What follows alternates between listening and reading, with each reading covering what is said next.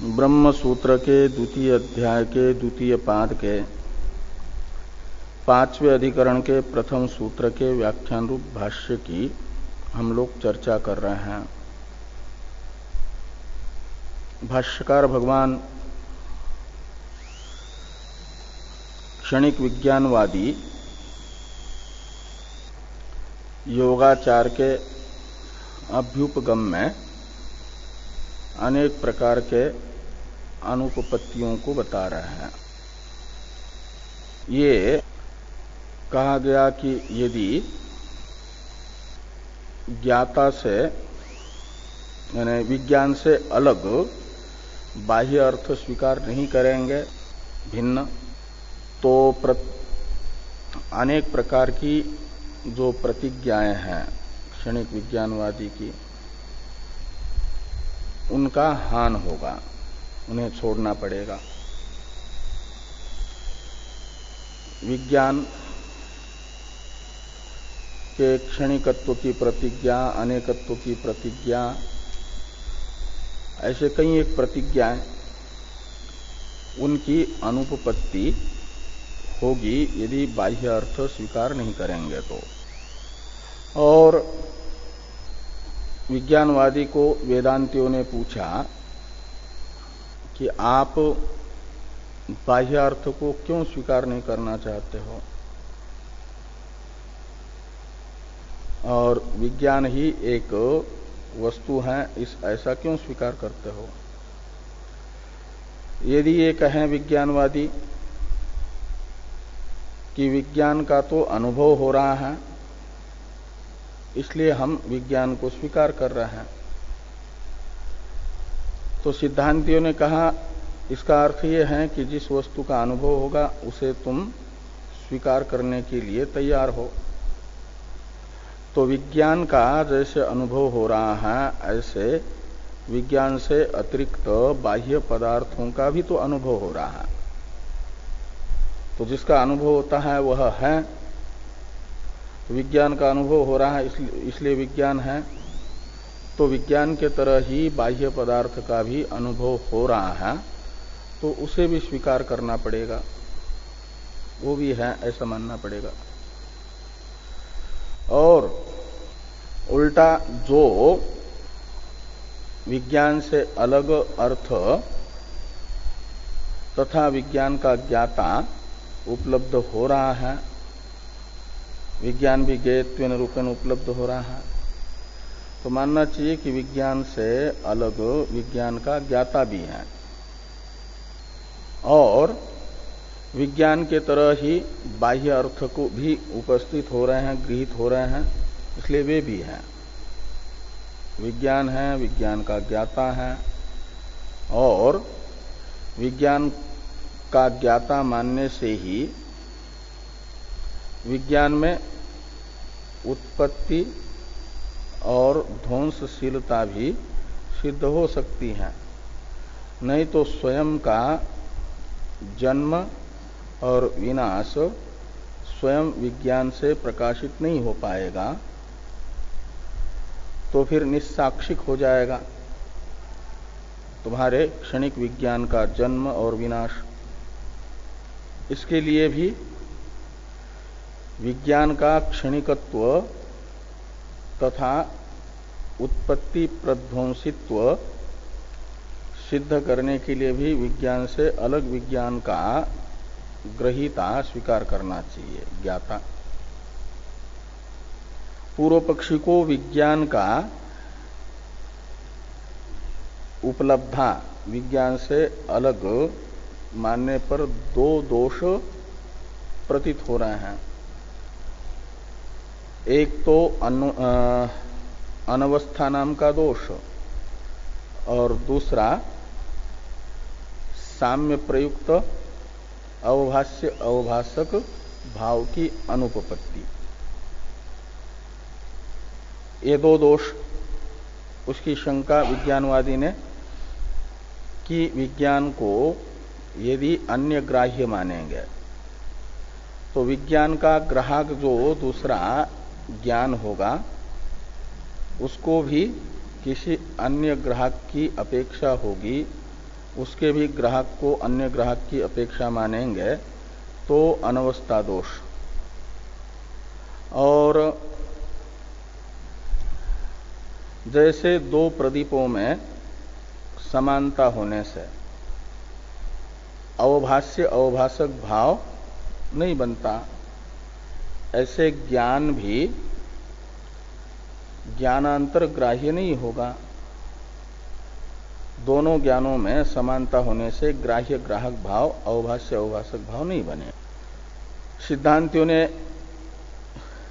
तद उभयम अपि असत इत्यादि से दोनों दोषों का निराकरण कर दिया। ये बताया कि जो विज्ञान है योगाचार का, वह तो उत्पत्ति विनाशशील होने से घट के तरह जड़ है, उसे गृहीत होने के लिए किसी अन्य विज्ञाता की जरूरत है। और इस वृत्त्यात्मक क्षणिक विज्ञान का जो गृहीता है वह तो कूटस्थ है, निर्विकार है। जन्म और विनाश रूप विकार उसका नहीं है, वो साक्षी है। और इसलिए और उसे अवभाषित करने के लिए किसी अवभाषकांतर की आवश्यकता नहीं है, नित्य चिद्रूप होने से। इस प्रकार अनवस्था नहीं होगी। और अवभाष्य अवभाषक की अनुपपत्ति जो बता रहे थे, तो यहां क्षणिक विज्ञान और क्षणिक विज्ञान का ग्राहक जो साक्षी है, इन दोनों में समानता नहीं है, विषमता ही है। ग्राह्य जो विज्ञान है वह तो उत्पत्ति विनाशशील होने से घटादि के तरह जड़ है, विकारी है, कार्यात्मक है। और ये जो विज्ञान का ग्राहक साक्षी है वह तो निर्विकार है, उसमें जन्म और विनाश रूप विकार नहीं है, और चेतन है, जड़ नहीं है। कार्य रूप न होने से वो चेतन है।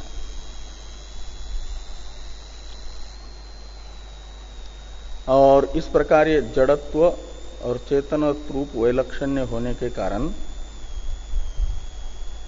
जैसे प्रदीप जड़ प्रकाश है, वह अपने से भिन्न चेतन का ग्राह्य बन जाता है, चेतन उसका उपलब्धा बन जाता है, उनमें उपलब्ध अवभाष्य अवभाषक भाव है। हाँ,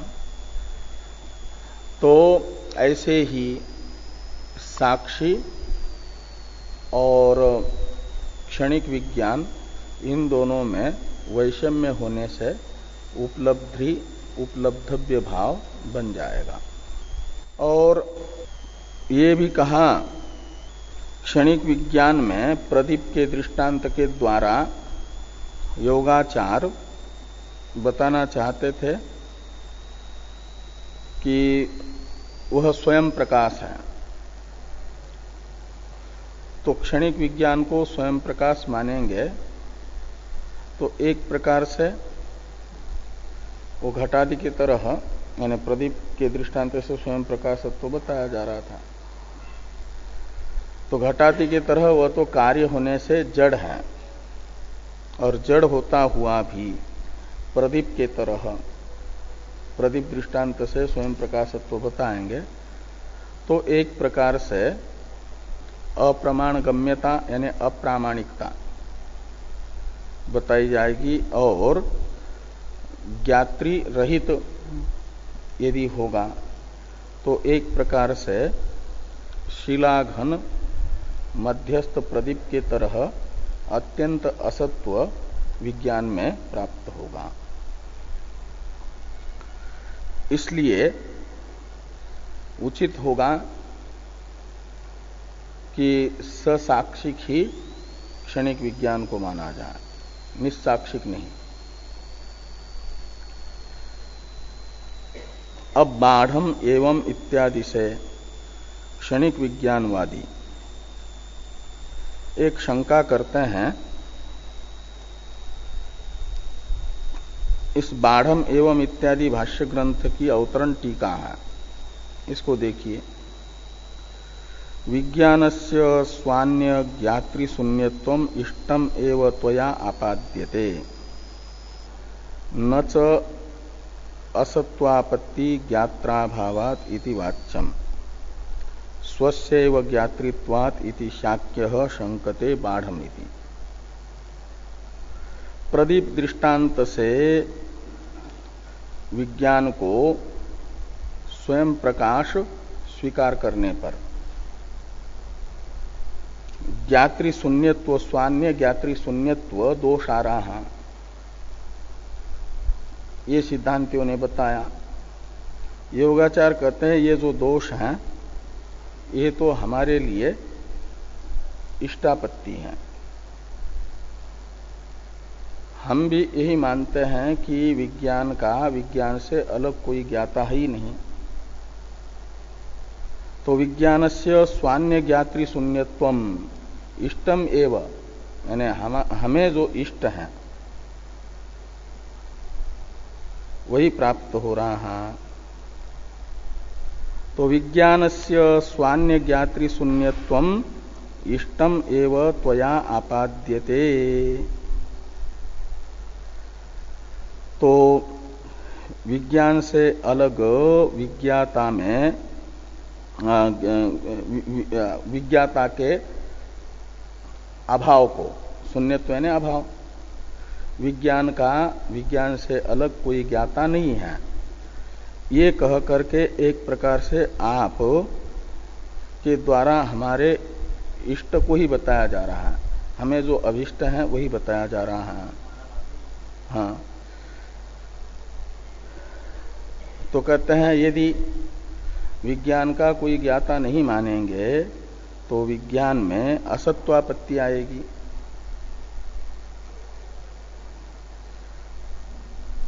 ज्ञात्राभावात्, तो असत्वापत्ति ज्ञात्राभावात् इति न च वाच्यम, ये विज्ञानवादी कहेंगे।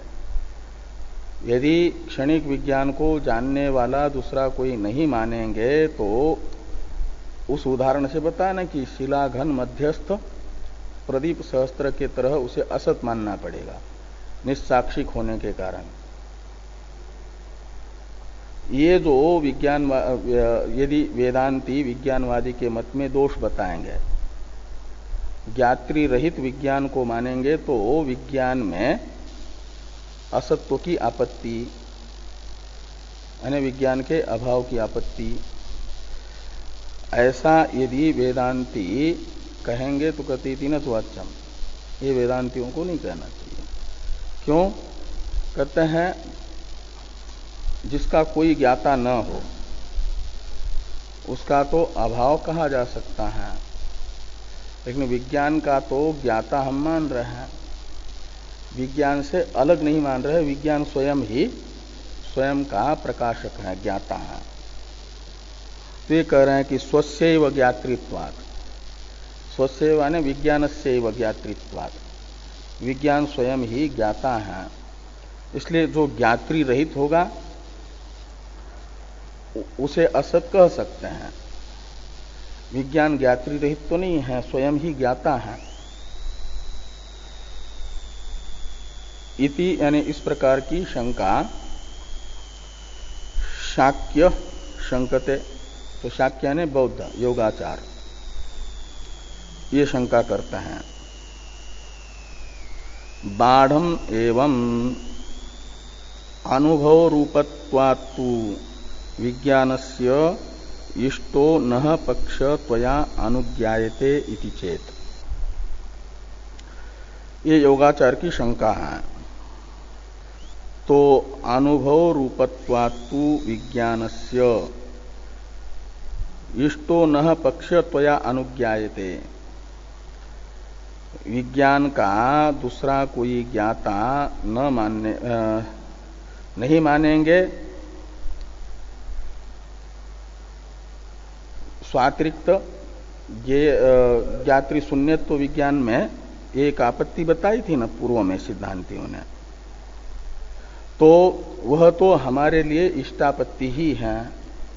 हमें जो अभिष्ट पक्ष है उसी का आप समर्थन कर रहे हैं, अनुमोदन कर रहे हैं।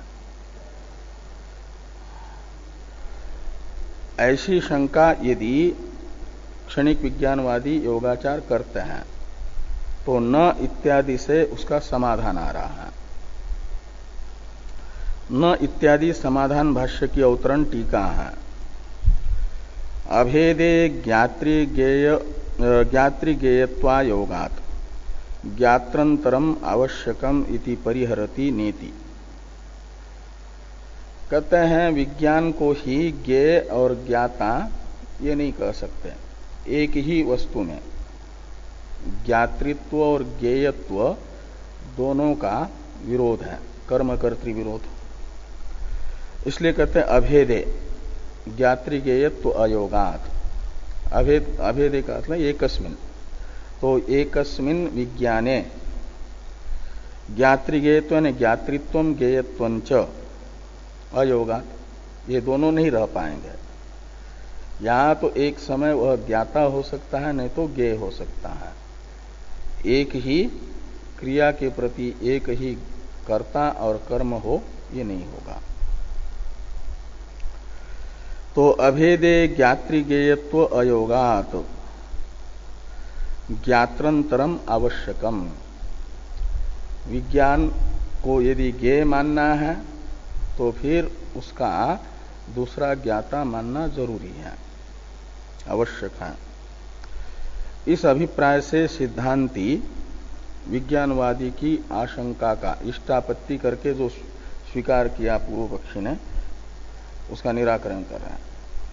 करे वो ज्ञातृज्ञेय भाव यानी उपलब्धव्य भाव नहीं बनेगा। और तुमने कहा विज्ञानम अनुभूयते, अनुभूयते कह करके एक प्रकार से विज्ञान को ज्ञेय बताया है। यदि ज्ञेय रूप विज्ञान है तो जैसे ज्ञेय रूप घट का ज्ञाता उससे भिन्न देवदत्त होता है अलग, ऐसे घट को ज्ञेय रूप मानोगे तो उसका ज्ञाता दूसरा ही मानना पड़ेगा।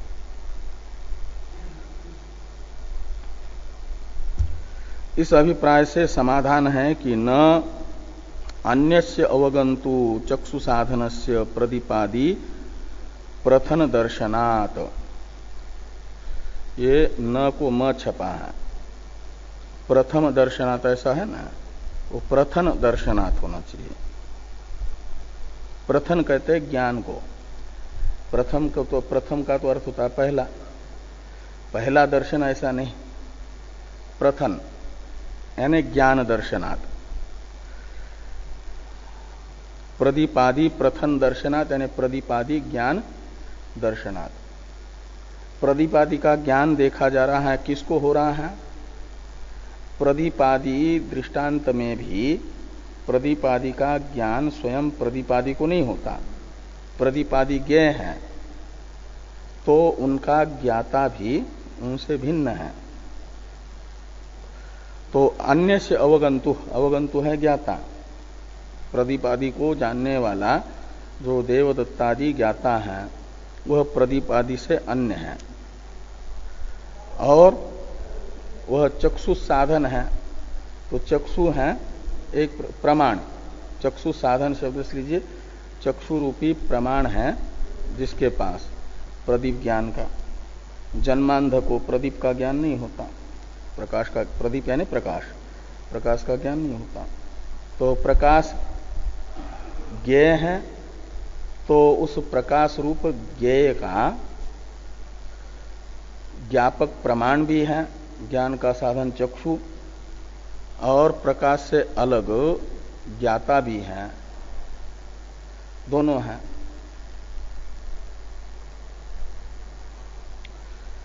तो ये कह रहे हैं कि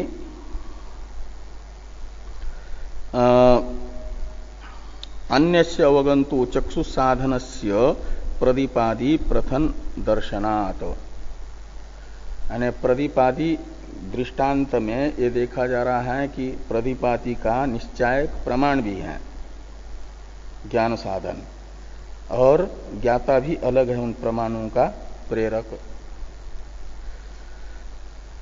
प्रतिपादी प्रमेय है, देवदत्त प्रमाता है, और देवदत्त का चक्षुन्द्रिय प्रमाण है, त्रिपुटी बन रही है। ऐसे विज्ञान में भी प्रमाण यदि ज्ञेय है प्रदीप के तरह हो, तो उसका प्रमाण और प्रमाता उससे भिन्न मानना पड़ेगा। इस अभिप्राय से कह रहे हैं कि अन्यस्य अवगंतु चक्षु साधनस्य प्रदीपादि प्रथन दर्शनात् अतो विज्ञानस्यापि अवभाष्यत्व अविशेषात्। अवभाष्यत्व यानी ज्ञेयत्व। तो जैसे प्रदीप में ज्ञेयत्व होने से ज्ञेयभूत प्रदीप का ज्ञाता और ज्ञान साधन जो प्रमाण ये उससे अलग है, तो प्रदीप की ज्ञेयत्व रूप समानता, अवभाष्यत्व कहो, ज्ञेयत्व कहो, ग्राह्यत्व कहो, ये समानता है तुम्हारे क्षणिक विज्ञान में भी। तब तो अवभाष्यत्व अविशेषात् विज्ञानस्यापि प्रथनम, ऐसा जोड़ना, विज्ञानस्यापि प्रथनम अन्यस्मिन् अवगंतरी सत्येव, ऐसा अन्वय करिए कि विज्ञान में भी प्रदीप का अवभाष्यत्व रूप समान धर्म होने से, साम्य होने से, विज्ञान से अलग, अवभाष्य रूप विज्ञान से अलग उसका विज्ञाता स्वीकार करने पर ही प्रथन यानी अवभाषण ज्ञान संभव है प्रदीप के तरह, अन्यथा नहीं। तो अन्यस्मिन् अवगंतरी सत्येव विज्ञानस्य प्रथनम प्रदीपवत इति अवगम्यते, ऐसा अनुमान किया जाता है। क्यों? तो कहते अवभाष्यत्व अविशेषात्। इसलिए ज्ञान को यदि ज्ञेय मानना है, विज्ञान को अनुभव में आने वाला मानना है, तो उसका अनुभविता और अनुभावक प्रमाण ये अलग अलग मानना पड़ेगा। थोड़ी टीका है, टीका को देख। साक्षिणः इत्यादि की अवतरण टीका है। उससे पहले, अवतरण के पहले थोड़ा इस पंक्ति का भी अर्थ करते हैं टीकाकार। विमतम विज्ञानम स्वातिरिक्त वेद्यम वेद्यत्वात् देहवत इत्यर्थ। एक अनुमान जो भाष्य में बताया गया उसे स्पष्ट कर दिया टीका में टीकाकार ने। भाष्यकार भगवान ने विज्ञानस्यापि यानी अन्यस्य अवगंतु यहां से लेकर के प्रदीपवत इति अवगम्यते यहां तक के ग्रंथ से इस अनुमान को सूचित किया है। वह अनुमान टीकाकार ने बना करके यहां पर दिखाया। विमतम विज्ञानम पक्ष है, स्वातिरिक्त वेद्यत्व साध्य है, वेद्यत्वात् हेतु है, और देहवत दृष्टांत है। यत्र यत्र वेद्यत्वम तत्र तत्र स्वातिरिक्त वेद्यत्वम यथा देह, ये कह सकते हैं। जो भी वेद्य वस्तु यानी ज्ञेय है, ग्राह्य है, वह अपने से अन्य ग्राहक की, वेदक की वेद्य होगी, उसका वेदता दूसरा होगा। तो योगाचार का विज्ञान भी यदि वेद्य है, उसमें वेद्यत्व है, ज्ञेय है, तब तो उसका भी ज्ञेयभूत विज्ञान से अलग ही ज्ञाता मानना पड़ेगा, स्वातिरिक्त वेद्यत्व मानना पड़ेगा। ये यहां पर बताया गया अनुमान।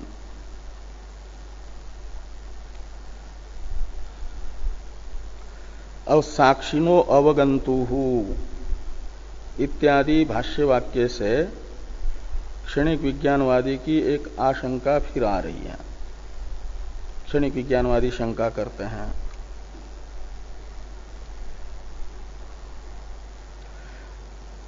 तो साक्षिण इत्यादि शंका ग्रंथ की अवतरण टीका है। अतिरिक्त साक्षी किम अन्य वेद्य स्ववेद्यो वा। ये विज्ञानवादी सिद्धांति से दो विकल्प करके पूछ रहे हैं। आप जो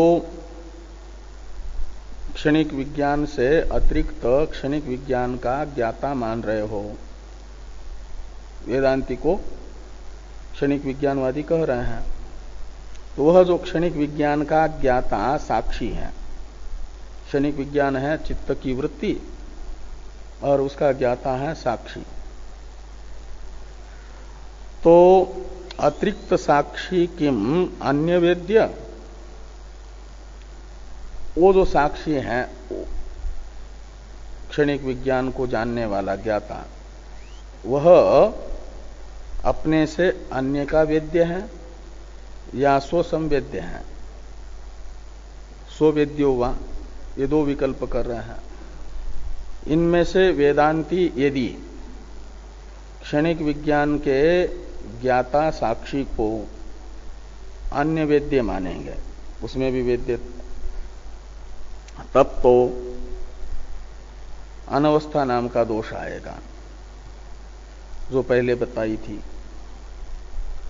ये कह रहे हैं आद्य अनवस्था, आद्य यानी प्रथम विकल्प, यदि वेदांती स्वीकार करेंगे साक्षी को, क्षणिक विज्ञान के ज्ञाता को अपने से अन्य से ज्ञेय मानेंगे, अन्य वेद्य मानेंगे, तो फिर उसका भी कोई ज्ञाता, उसका भी कोई ज्ञाता, ऐसा करते करते अनवस्था दोष होगा।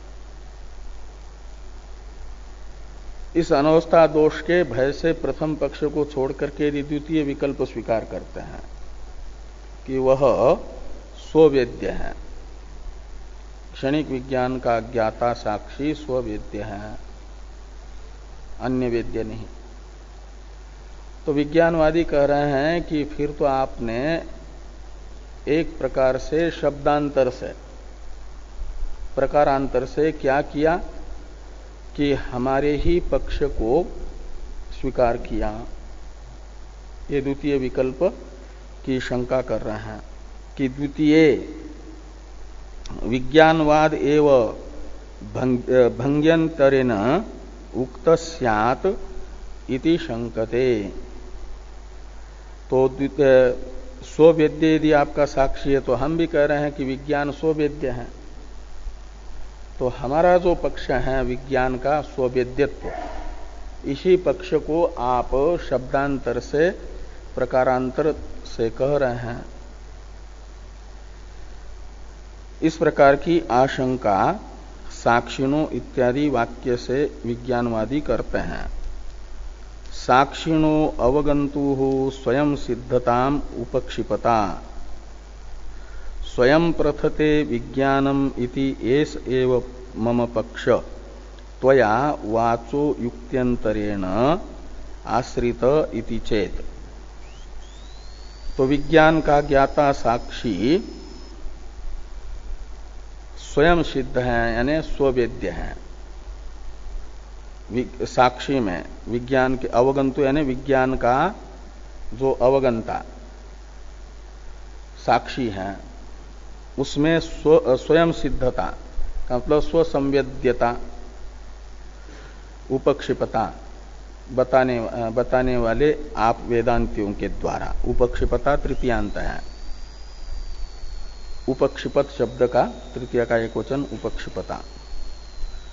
स्वयं प्रथते विज्ञानम, ये जो मेरा पक्ष था, विज्ञान स्वयं भाषित होता है, स्वयं प्रकाश है, ये जो पक्ष था मेरा, इसी को आपने शब्दांतर से, वाचो युक्त्यंतरेण का अर्थ है शब्दांतर से, आश्रित स्वीकार किया। इसलिए विज्ञानवाद ही आ रहा है एक प्रकार से, विज्ञान स्ववेद्य है, यही पक्ष आपने स्थापित किया। इस प्रकार की ये योगाचार की जो शंका है, न इत्यादि से इसका निराकरण किया जा रहा है। ये बता रहे हैं कि हम क्षणिक विज्ञानवादी ने जो विज्ञान का स्वयं प्रकाशत्व को स्वीकार किया है, उस प्रकार का स्वयं प्रकाशत्व साक्षी का नहीं बता रहा है। दोनों में बड़ा अंतर है। तो न इत्यादि की अवतरण टीका है। त्वया विज्ञानम जन्म विनाश युक्तम उच्यते। सिद्धांती कह रहे हैं विज्ञानवादी को कि आप विज्ञान को उत्पत्ति विनाशशील मानते हो। जन्म विनाश युक्तम यानी उत्पत्ति और विनाश से युक्त मानते हो अपने विज्ञान को आप। और उत्पत्ति विनाश युक्त जो विज्ञान है उसे आप स्वयं प्रकाश कह रहे हो। वो कार्य रूप हो गया। जन्म ले रहा है, मर रहा है, तो कार्य हो गया। तो कार्यात्मक विज्ञान को आप स्वयं वेद्य कह रहे हो, जबकि वो कार्य होने से जड़ कोटि में जाएगा और जड़ में स्ववेद्यता नहीं होती। अतः कार्यस्य जड़त्व नियमात्, तो कार्य तो जड़ होता है, इसलिए उसमें तो स्वातिरिक्त वेद्यत्वम अस्माभि साधितम। जो उत्पन्न होने वाला नष्ट होने वाला ज्ञान है वह कार्यात्मक होने से जड़ है और जड़ होने से स्वातिरिक्त वेद्य है। ये हमने बताया है वेदांतियों ने। इसलिए चित्तवृत्ति भी उत्पन्न होती है तो वह उत्पत्ति विनाशशील कार्यात्मक विज्ञान है, जड़ है, उसे हम साक्षी वेद्य कह रहे हैं। उस विज्ञान से अन्य जो साक्षी उससे वेद्य है। और जो निर्विकार ज्ञान है, जन्म और विनाश रूप विकार से रहित ज्ञान है, वह तो चेतन है, कार्यात्मक न होने से जड़ नहीं है। कार्यत्व जड़त्व का व्याप्य है। कार्यत्व बिना जड़त्व के नहीं रह पाएगा। और हम उस कार्य रूप विज्ञान के साक्षी को कार्यात्मक नहीं मान रहे, उसमें कार्य जड़त्व का व्याप्य कार्यत्व स्वीकार नहीं कर रहे हैं। इसलिए आगे कहते हैं कि कूटस्थ चिदात्मनो ग्राहक अनपेक्षत्वात् न अनवस्था। कूटस्थ है यानी निर्विकार है, जन्म मरण से रहित ये साक्षी है चिदात्मा चेतन। उसे अपने को प्रकाशित करने के लिए किसी प्रकाशांतर की जरूरत नहीं है, ग्राहकांतर की जरूरत नहीं है। यानी वह स्वातिरिक्त वेद्य नहीं है। हाँ, इसलिए अनवस्था नहीं होगी हमारे मत में। और जो ये कहा था कि हमारे ही पक्ष को यदि स्ववेद्य मानेंगे साक्षी को, तो हमारा ही पक्ष शब्दांतर से बताया जा रहा है। ये जो पूर्व पक्ष ने कहा था, तो कहते हैं तुम्हारे पक्ष का हम समर्थन नहीं कर रहे हैं। तुम तो उत्पत्ति विनाशशील जो विज्ञान है, कार्य जड़त्व का व्याप्य कार्यत्व धर्म से युक्त जो विज्ञान है, उसे स्ववेद्य कहने जा रहे हो। और हम कह रहे हैं कि जिसकी उत्पत्ति विनाश रूप विकार नहीं है, ऐसा कूटस्थ जो साक्षी है वह स्ववेद्य है, उसे वेदकांतर की आवश्यकता नहीं है। ये तुम्हारे में हमारे में बहुत अंतर है। ये आगे कह रहे हैं कि इति च उक्तम अतो महद्वैलक्षण्यम आवयोः इति परिहरति।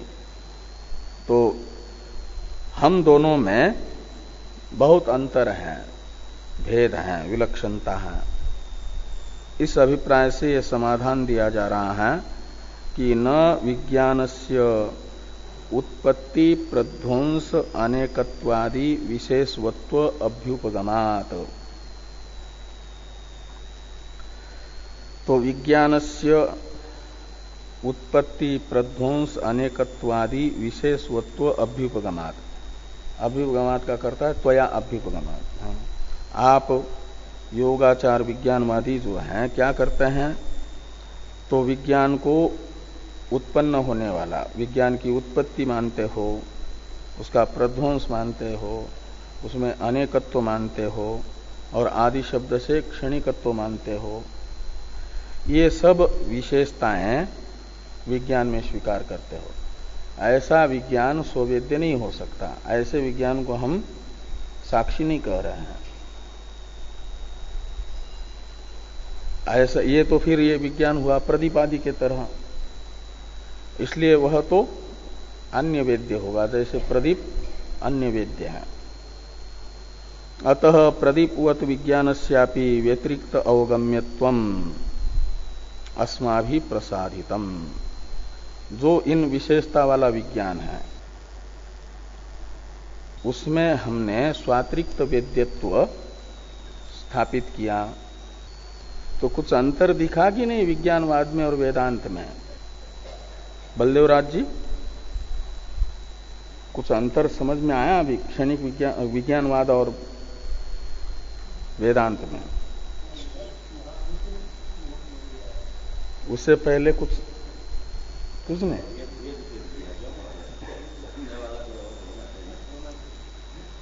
और भी अब द्वितीय सूत्र से विज्ञानवादी ने जो स्वप्न का उदाहरण बता करके एक अनुमान से जागृत विज्ञान को भी बाह्यार्थ आलम्बन रहित बताने का प्रयास किया था, उसके उस अनुमान को भी सदोष बताया जा रहा है द्वितीय सूत्र से। तो द्वितीय सूत्र की अवतरण टीका है।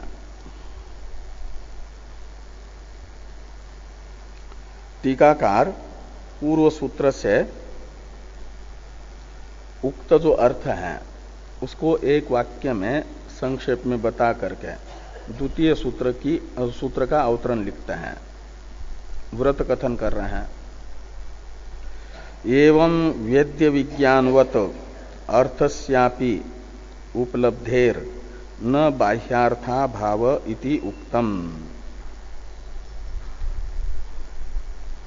तो जैसे वेद्य ज्ञान है उत्पन्न होने वाला नष्ट होने वाला ज्ञान, अनिवृत्त्यात्मक ज्ञान, वह जैसा उपलब्ध हो रहा है इसलिए है, अनुभव में आ रहा है इसलिए है, ऐसे बाह्य पदार्थ भी उपलब्ध हो रहा है इसलिए उसका अभाव नहीं होगा। जो उपलब्ध होगा, जिसकी उपलब्धि होगी, वह है नहीं, ये नहीं कहा जा सकता। नहीं दृष्टे अनुपपन्नम नाम। दृष्टे यानी उपलब्धे अर्थ है। अनुपपन्नम नाम का मतलब युक्ति से वह सिद्ध नहीं हो रहा है इसलिए है नहीं, ये नहीं कहा जा सकता। अनुभूत अर्थ का अपलाप नहीं किया जा सकता।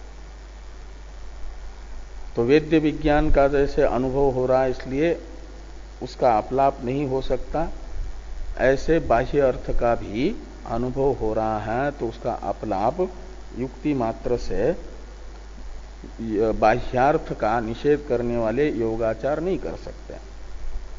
यह बात प्रथम सूत्र से बताई गई नाभाव उपलब्धे से। ये प्रथम सूत्र था ना, नाभाव उपलब्धे, बाह्य पदार्थों का अभाव नहीं है क्योंकि वह उपलब्ध हो रहा है। ये व्रत कथन हुआ। अब द्वितीय सूत्र की अवतरण टीका है। संप्रति जागृत विज्ञानम स्वप्नादि विज्ञानवत न बाह्यालंबनम इति अनुमानम दूषयति। तो द्वितीय सूत्र से भगवान वेद व्यास जी योगाचार के इस अनुमान का निराकरण कर रहे हैं, उसमें दोष बता रहे हैं, अनुमान को अनुमानाभास बता रहे हैं। जागृत विज्ञान पक्ष हैं बाह्य आलंबनत्वाभाव साध्य हैं, विज्ञानत्व हेतु हैं, स्वप्न विज्ञान दृष्टांत है। जागृत विज्ञानम न बाह्यालंबनम विज्ञानत्वात् स्वप्न विज्ञानवत, ये अनुमान योगाचार के पक्ष का प्रथम सूत्र के अवसर पर स्थापन करते समय ये अनुमान बताया गया था, बाह्यार्थ का अपलाप करने के लिए युक्ति से। अब ये अनुमान जो है सद अनुमान नहीं है, प्रमाणभूत अनुमान नहीं है, अनुमानाभास है। इसमें कहीं एक दोष है, इसे बता रहे हैं द्वितीय सूत्र से।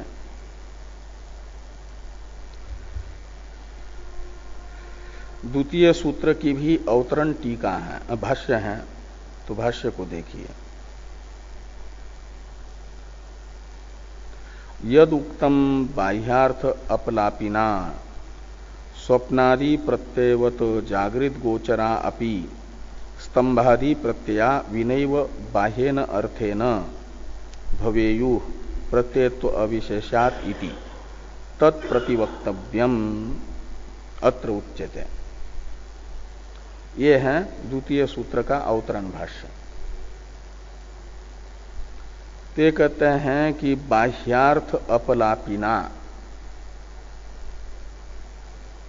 तो बाह्य पदार्थों का अपलाप करने वाले योगाचार के द्वारा, अपलाप यानी खंडन, निराकरण, अभाव, तो बाह्य पदार्थ का अभाव बताने वाले योगाचार के द्वारा जो कहा गया,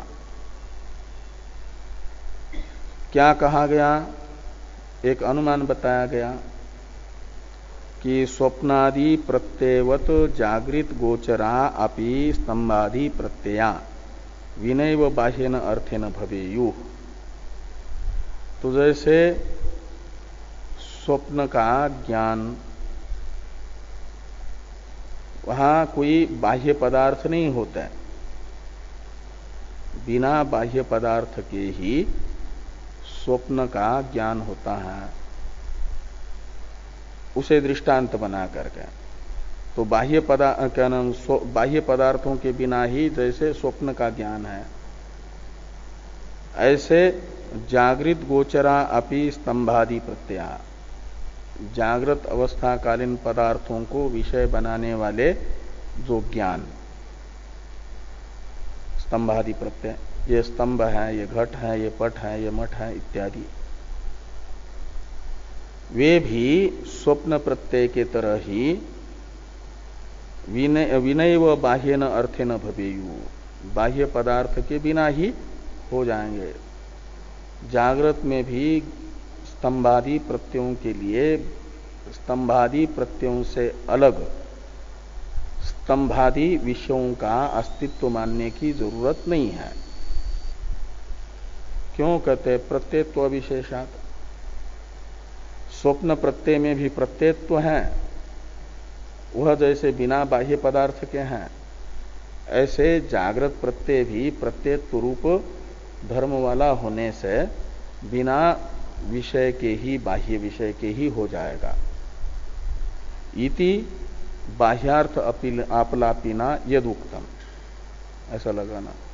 बाह्य अर्थ का अभाव बताने वाले योगाचार ने जो पहले ये अनुमान बताया था, तत्प्रतिवक्तव्यम, इस अनुमान का भी खंडन करना आवश्यक है। यानी अनुमानाभासत्व तो इस अनुमान में दिखाना जरूरी है। यह प्रमाणभूत अनुमान नहीं, प्रमाणाभास है, इसे बताया जा रहा है। तो अत्र उच्यते, यानी इस अनुमान में अनुमानाभासत्व तो दिखाने के लिए कहा जा रहा है।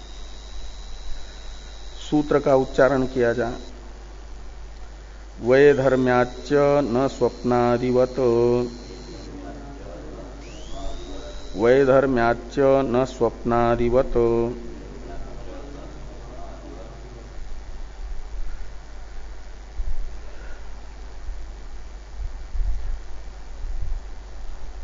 तो कहते हैं कि जागृत अवस्था कालीन विज्ञान को, ज्ञान को बाह्य पदार्थ के बिना ही होंगे ये नहीं कहा जा सकता। न का अर्थ है कि जागृत विज्ञान स्वप्न विज्ञान के तरह नहीं है। क्यों कहते, इसलिए यहां स्वप्नादि शब्द स्वप्नादि प्रत्यय के लिए है समझना। स्वप्नादिवत का अर्थ है स्वप्नादि प्रत्ययवत। तो जागृत विज्ञानम न स्वप्नादि प्रत्ययवत, स्वप्नादि विज्ञानवत। तो पूर्व पक्षी पूछेंगे कस्मात योगाचार, कि जागृत विज्ञान को स्वप्नादि विज्ञान के तरह नहीं है ऐसा आप कैसे कह रहे हैं, क्या हेतु है आपके पास? कहते वैधर्म्यात्, यानी दृष्टांत और दार्ष्टान्त में वैधर्म्य है। स्वप्न प्रत्यय है दृष्टांत, जागृत विज्ञान है दार्ष्टान्त। तो जागृत विज्ञान में स्वप्न विज्ञान का वैधर्म्य ही रहता है, वैलक्षण्य ही रहता है, वैषम्य रहता है, साधर्म्य नहीं है, समानता नहीं है दृष्टांत की दार्ष्टान्त में। क्या विषमता है? तो विषमता बताई जाएगी भाष्य में कि जागृत अवस्था में स्वप्न का बाध होता है, स्वप्न प्रत्यय का बाध होता है, और जागृत अवस्था में और स्वप्न अवस्था में भी और सुषुप्ति में भी जागृत विज्ञान का बाध नहीं होता, जागृत विज्ञान बाधित नहीं होता। लेकिन स्वप्न विज्ञान तो जागृत अवस्था में बाधित होता है। ये जो सभी प्राणियों के अनुभव में आने वाली तीन अवस्थाएं हैं, जागृत स्वप्न सुषुप्ति, इन तीन अवस्थाओं में से किसी भी अज्ञान में किसी भी अवस्था में जागृत विज्ञान के मिथ्यात्व का निश्चय नहीं होता। बाध तो है, बाधो मिथ्यात्व निश्चय। जागृत में हमने जिन पदार्थों का अनुभव किया वह मिथ्या है, ऐसा अनुभव सब प्राणी साधारण जो ये तीन अवस्थाएं हैं, इन तीन अवस्थाओं में से किसी भी अवस्था में जागृत अवस्था के पदार्थों का बाध निश्चय नहीं होता, मिथ्यात्व निश्चय नहीं होता। और स्वप्न जगत का जागृत अवस्था में मिथ्यात्व निश्चय होता है। तो स्वप्न प्रत्यय तो बाधित विषयक है और जागृत विज्ञान अबाधित विषयक है। ये वैलक्षण्य है, बाधित विषयकत्व अबाधित विषयकत्व। और स्वप्न विज्ञान है स्मरण रूप और जागृत विज्ञान है उपलब्धि रूप।